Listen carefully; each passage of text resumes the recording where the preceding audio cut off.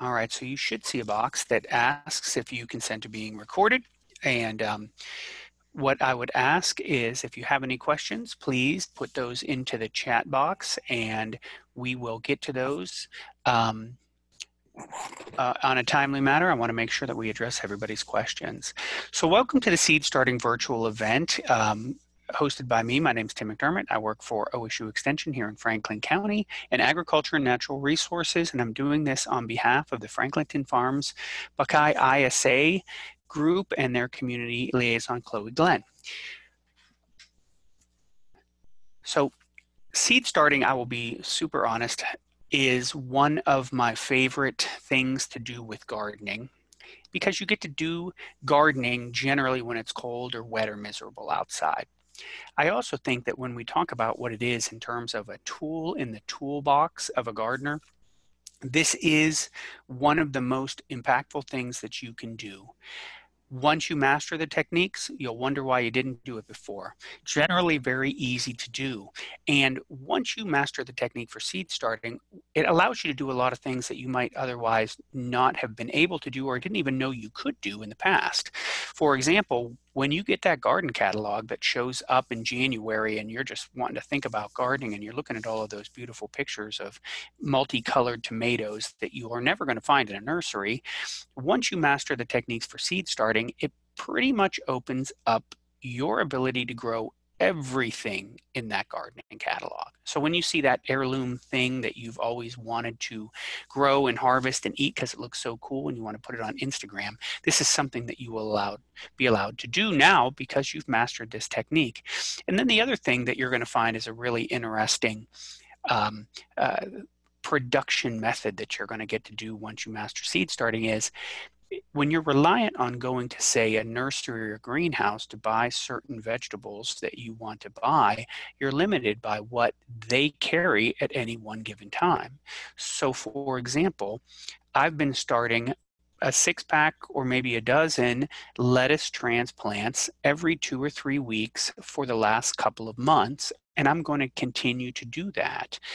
When we get further into summer, I will start them again so that I can plant them in my fall garden and even into my winter garden, where you might not be able to find some of the plants that you want to plant where you would want to plant them at any given time during the year. So you plant what you want, you plant when you want. There's a couple of purchase things that we're going to talk about that are mission critical in your planting, but generally the majority of the seed starting materials are inexpensive, and it bears that out when you do a cost benefit analysis. Right now, if you were to go to the store, you would find that for a head of lettuce, it's about $2 for a head of lettuce. If you would go to a greenhouse or a nursery, they used to sell them in 6-packs, then they went to 4-packs, and now they're 3-packs, but it's about $2 for those transplants. A packet of lettuce seed, which is probably going to have more seeds that you would ever need in any given year or two period, is going to cost you about $2. And once you master seed starting, you could grow for that $2 hundreds and hundreds of heads of lettuce. So the materials there's a few materials that you need, and there's a couple that are mission critical, because a lot of times when we do seed starting, we do it indoors in a cold season where we need to simulate some things that are not present normally in the time of year that we want to do some growing. So a light source is critical. You need to simulate sunlight indoors. One of the things that drives me crazy is when you see in a gardening magazine or something, it says start a seed on a sunny windowsill. And quite honestly, there are no windowsills in Ohio in February that produce enough sun to grow almost anything. And so what that does is it leads people to believe that this technique can be done in that method, and then we get some seedlings that are leggy, and it can be very discouraging. So a light source is very important. And then you control that light source with a timer, because you'll put it on a timed amount of light, simulating basically the sun in June, right, summer, and a power strip, especially if you have more than one light. And then the other critical thing you need is soilless mix.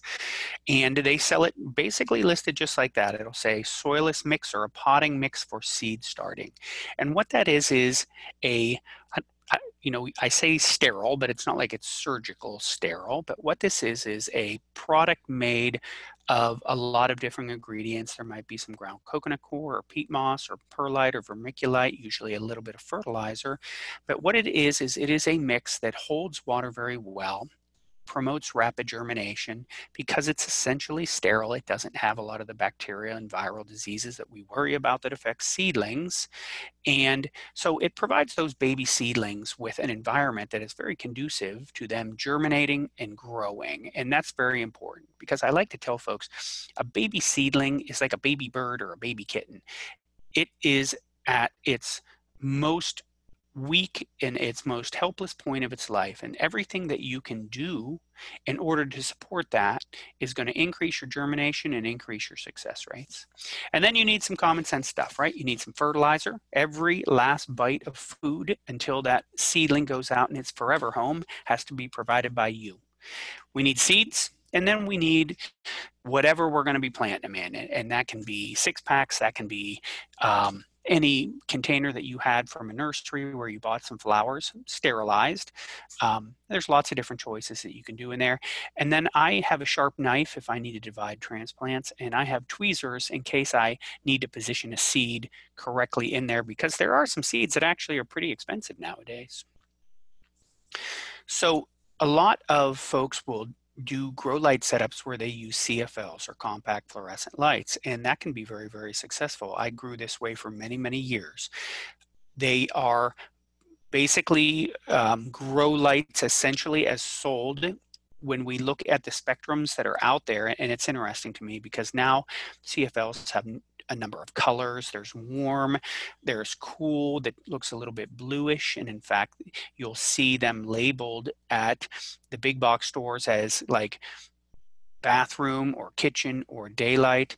Generally, I think daylight does the best. That is the closest in the Kelvin to what you would buy from a gardening supply store that is a grow light.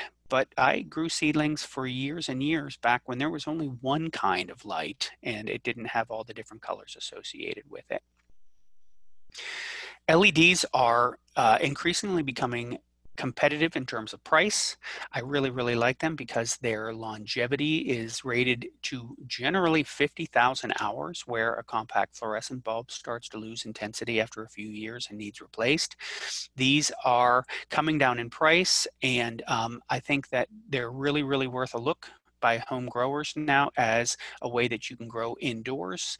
They generate very little heat, so they're not going to burn plants. You still want to space them out underneath the lights, but a properly selected LED grow light panel for growing is going to provide a very, very good spectrum of light that's very close actually to actual sunlight. So this is that poor soul that was the seed that was started in a sunny windowsill, and this is a arugula seed, but you can see that what happened is the seed germinated, and because the light intensity wasn't where it needed to be before it was stuck underneath the grow lights, that stem elongated and became leggy because that seedling was trying to find the sun. And the problem is this is a pretty weak transplant. The stem is very, very important, right? The stem is the conduit where moisture, oxygen, and nutrients are taken up by the roots, moved up the stem into the leaves, and the leaves take the photosynthetic energy from the sun, turn it into carbohydrates, and move it down to the rest of the plant. So you really want to promote a stocky, sturdy, really strong stem, and light is the way to do that. So the process is fairly similar, or fairly simple. What I like to do is I'll have a bucket, and it's clean beforehand, and I'll put some of the soilless mix in the bucket, and I like to moisten the mix first, okay? Because they hold water really, really well, but if you tried to plant in dry mix and then water it, you're like as not to just float that mix right out of there. And then I'll fill whatever my little pot is to slightly below the rim or about equal to the rim of whatever that pot is, be it a 2-inch pot, a 4-inch pot, a 6-pack or whatever it is, and then gently firm the soil down. I don't compress it, right? I want to make sure that those seedling roots can penetrate in it. But what I'm trying to do is create a seed bed on the top of that soilless mix. And then I'll Sprinkle seed, place seed, it really depends on what I'm planting, right? If you buy some of those heirloom tomatoes that I was talking about earlier, some of those seeds can be upwards of 50 cents just for one seed. Whereas if you buy a packet of like Asian cabbage seed, you might get 500 in there. And generally, I like to plant maybe 1, 2, 3 in a 6-pack. And sometimes if I'm planting in like a larger pot, I will sprinkle a decent number of seeds on there, thin it out, and then transplant that. We're going to go over both techniques. And then you gently firm the seed into the soilless mix because you want to promote good seed to soil contact. That's critical for germination. And then you cover it loosely with some more soilless mix that's moistened. Generally, you cover seeds about 3 times deep as they are round, right? So when you have these tiny little seeds, they get very little mix put on top of them. But if you're planting like a lima bean seed outside, that seed might go 2 or 3 inches in the ground because that seed's 1/2 inch, 3/4 inch, almost an inch in diameter.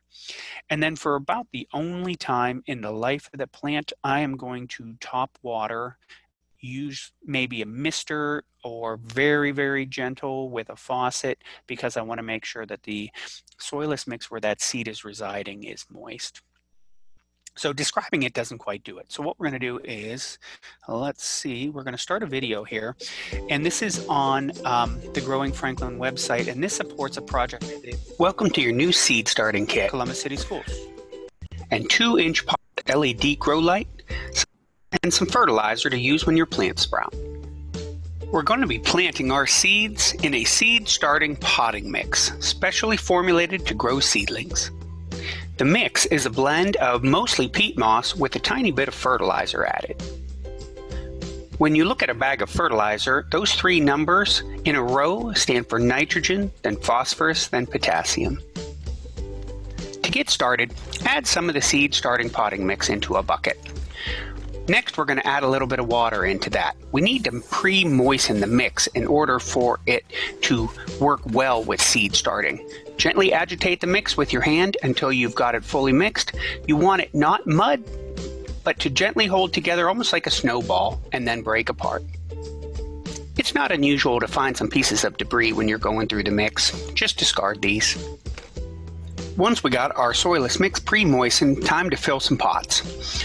Add soilless mix all the way to the top edge of the pot and then gently firm it down and make it flat on the top, creating a seed bed.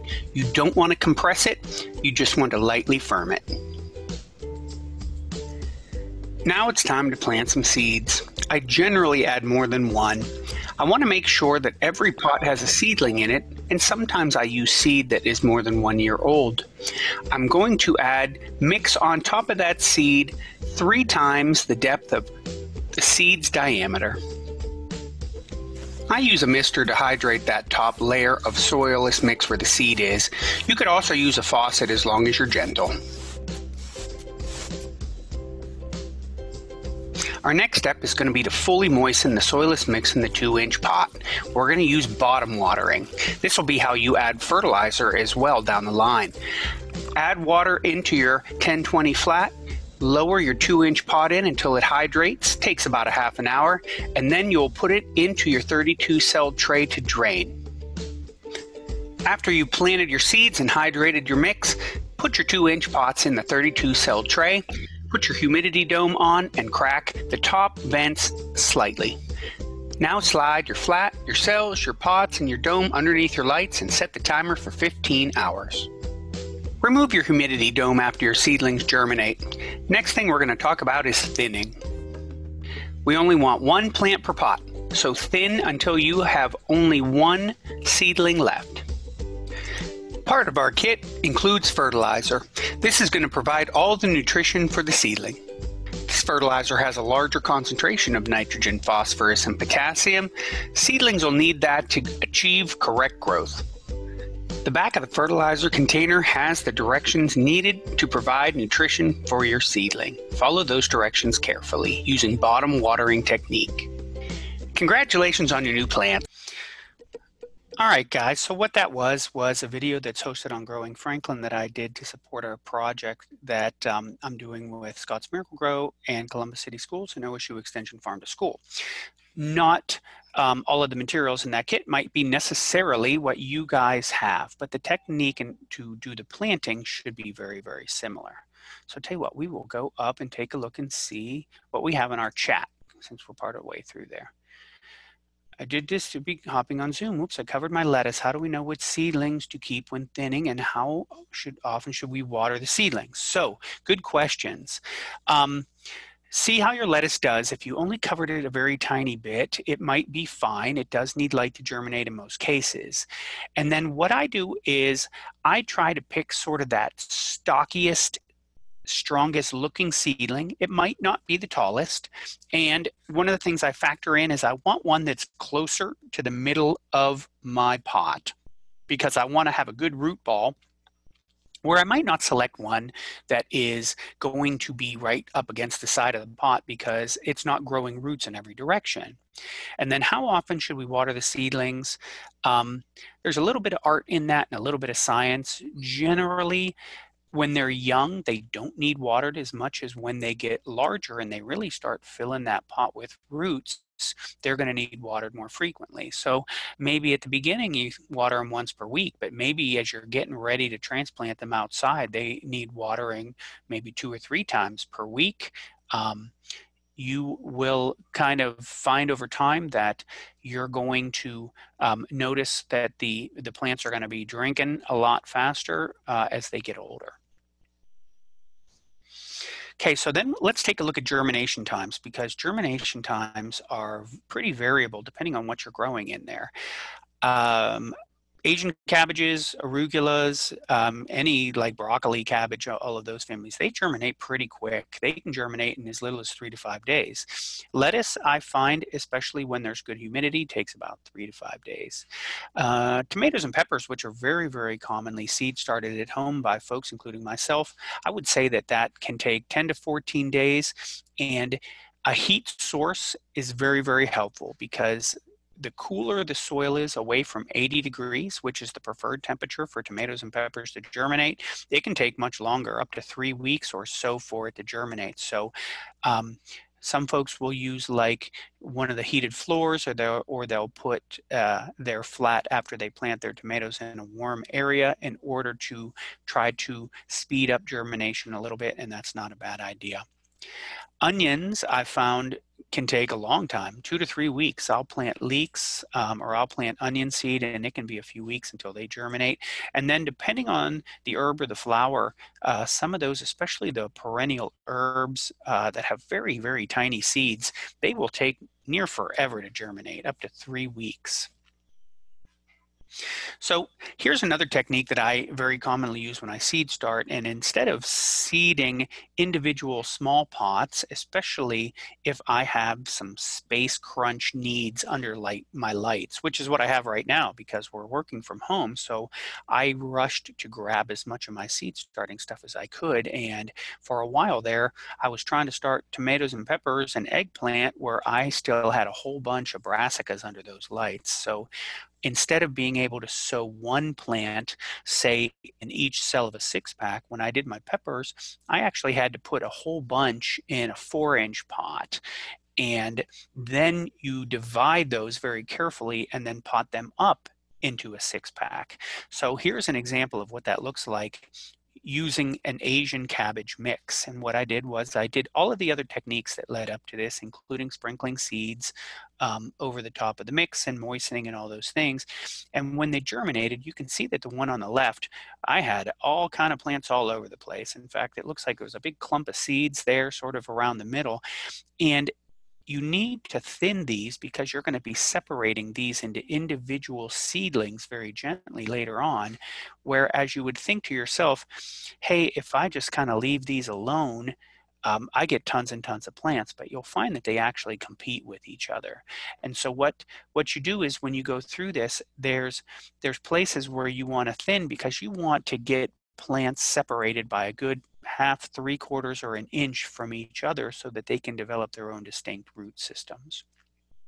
And then once they get to a size where they have a true leaf or two, these are probably a little bit too far along. They probably should have been transplanted earlier, but they still transplant very well. I think about anything in the brassica family is an ideal plant family to start your seed starting on.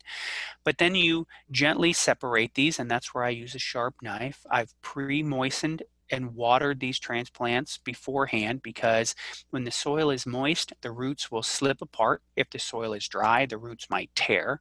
And then you can see in the 6-pack to the left, that's where they're going to go. I put a little bit of soil in the bottom because I want something there that the new plant roots can grow into, and then I will slip those in there.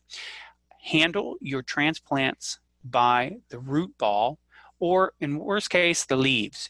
But we talked about the stem and how important that stem is earlier in the presentation. You don't want to damage that stem, because if you damage that stem, you have damaged that plant and potentially damaged it forever. So I will handle it very commonly by the root ball.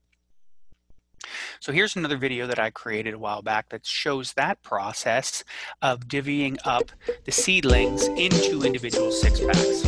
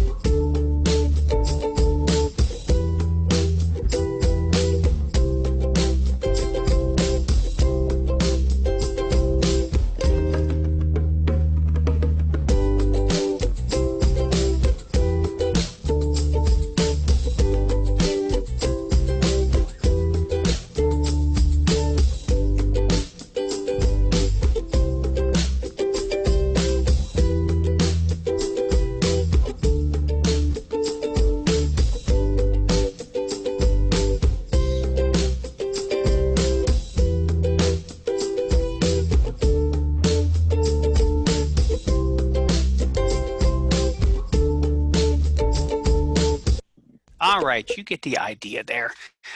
That is a method that I use commonly, especially if I have some space concerns. If you are just starting and you want to kind of get your feet underneath you, then that is where I would recommend that you would do your individual planting in like a 6-pack. All right, let's dive in the chat room. Okay. All right, how close to the light should the tray be? So for the compact fluorescent bulbs, I like to get mine about 3 inches away from the light. For the LED panels, I will put them a little bit further from the light because I find the intensity is a little bit better. That is, anywhere from 6 inches to 9 inches away, depending on the LED light panel. So Lydia, should I use the spritzer method when seedlings or the bottom method? So when I plant a seed, I'm going to get the top of the soil moist just so I know that the seed is going to be moist, which promotes germination. I will still then set it into a pan of water to make sure that the entire pot's soilless mix is moist. After I transplant, the way I did in the video that we saw just a second ago, I would bottom water only. And in fact, that's when I'm adding a little bit of fertilizer to the bottom watering technique so that when the plant takes water up into the cell, it's also taking fertilizer. So I may have waited too late to order tomato seeds from Johnny's. There are no sending any orders to April 28th. So Paula, I have found that if you don't mind braving a store, that the nurseries still have seeds for sale, although I would say that I wouldn't go on a weekend, and I would make sure to follow all of the social distancing and safety that is needed for in the guidelines set out by the Ohio Department of Health. I have had numerous people tell me that they're finding the selection of seed online to be pretty thinned out, no pun intended. So how big are those planters that you planted a bunch in? Those, Chloe, are the mushroom containers from Aldi's that I like because I like mushrooms. I get lots of mushrooms from Aldi's, and what I do is I rinse them out, sterilize them, poke some holes in the bottom, and they're probably about 4 by 6, about the size of a postcard. And can I just grow in a 6-pack rather than transplanting them? Heck yeah, you can. And in fact, if you have the space under your lights, I find it to be a little easier. Okay. Good question. I thought those looked familiar. Yes, they are. I know. Now I'm hungry. Okay. Bottom water after you've got them to this stage, right? This is true leaves. We're past the seed leaves. They have run out of any energy that they had inside that seed. You will be providing them with all of the fertilizer that they require for growth before they go outside. So I generally recommend folks use a transplant solution, because there's several that are out there from any number of companies, including organic varieties, because if you have any deficiencies in any macro or micronutrients, that is going to stunt the growth of the seedling and put its future health at risk. So there's a whole bunch of things that I just plant outside because I don't find that seed starting is the best way to do them. A lot of those are things that are tap rooted, the carrot family, beets and radishes. Even if I'm really gentle with the root, I don't want to damage that root. And I find that those families, they do well planted in cold, and I can put them outside and I have no need to start them indoors. But I do know a lot of urban farmers that start them in cell packs that have 120 or larger cell packs because they want to get them in spaced a certain way. I don't generally do my peas or beans inside under the lights because they get too big too fast. And in terms of peas, you can plant them outside in cool temperatures. And when you grow them under the lights, all those little tendrils grow together and they can grow into a big mess. And similarly, a lot of the melons and the squash and zucchini and all of those things, pumpkins, a nice big seed like that, I will just plant them outside when the soil warms up, and I find they do fine that way. And then I find there's a bunch of varieties that I really like to transplant, and I find that they lend themselves very well to seed starting, such as the cabbage family. start early, start late, right? I will be growing another batch of Asian cabbage where I start them under the lights here soon. I will start my own broccoli in the summer so that I can put it out and have a fall maturing broccoli. Lettuce is similarly. I grow lettuce the majority of the year. The only times that I don't reliably grow it aren't necessarily in cold weather. It's in the really, really hot weather, because I find that when it matures in hot weather, it doesn't taste really good. Most of the onion family might take long to germinate, but boy, they do really, really well in seed starting. Annual herbs, basil especially. I grow basil 3 times per year because I like basil. I like to have fresh basil early in the season when I'm thinking about something green. I like to have some planted in a second planting that matures when my tomatoes mature. And then I like a fall harvest of basil where I want to dry some of those leaves so that I have some good good fresh dried basil to use for winter cooking. Tomatoes and peppers, eggplant is right up there with them. They are excellent for seed starting because that gives you much more selection than you would get shopping in a nursery or greenhouse. And then sometimes I'll do some flowers, but I'm not a big horticulturalist that way. And then I put weird things or expensive things to buy. Like I like to plant leeks in my garden because leeks are fairly easy to grow, but when you go to the store and you purchase them, they're expensive to buy. And the reason for that is you plant leeks, you start them indoors in February, March, you don't harvest them until it's October. So there's a long time for them to grow. And they actually do really, really well in a seed starting system. There they are. Is there anything better than cooking with leeks? So that is the end of the presentation. And what I want to do is I want to head up to the chat box and I want to make sure that we get everybody's questions. So fire away questions into the chat box and let's go. So with liquid fertilizer, just add to water, not soil. So you'll notice that I did a couple rounds of different fertilization in there.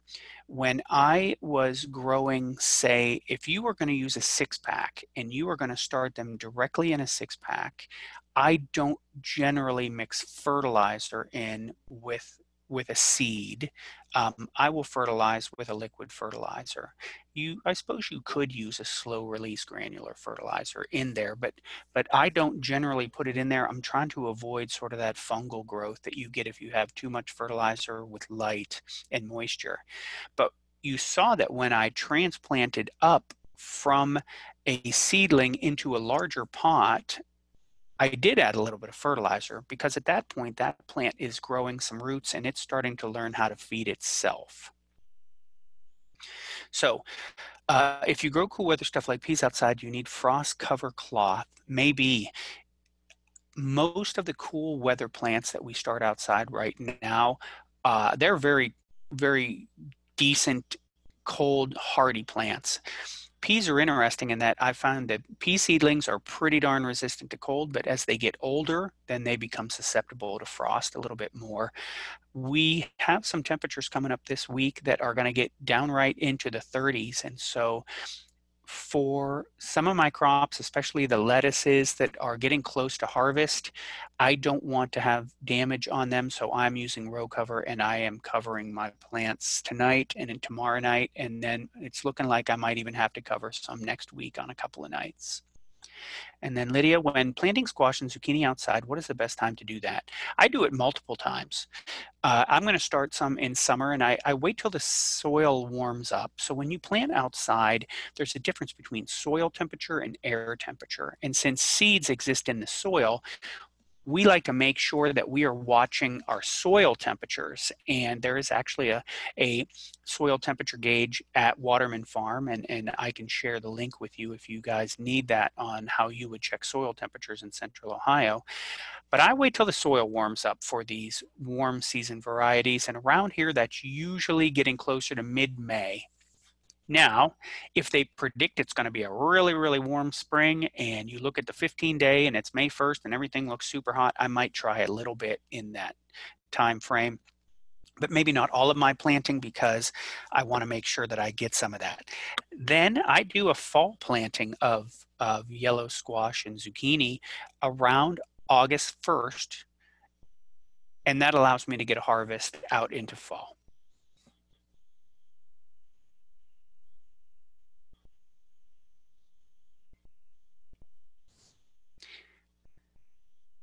Do we have any more questions?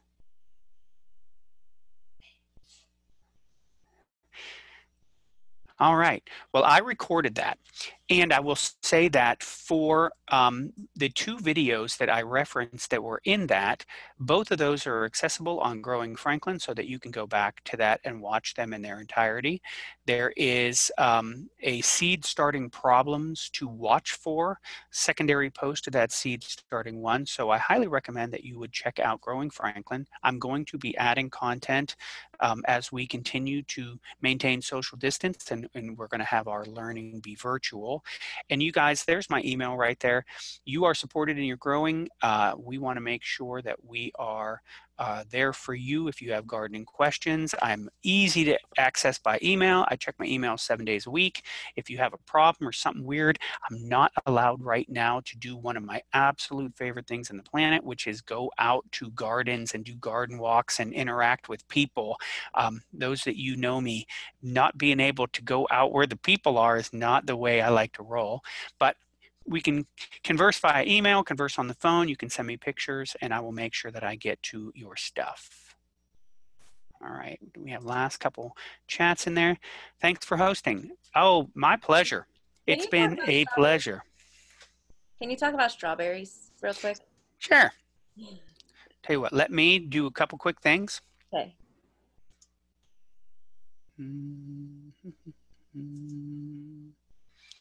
All right, we'll stop the cloud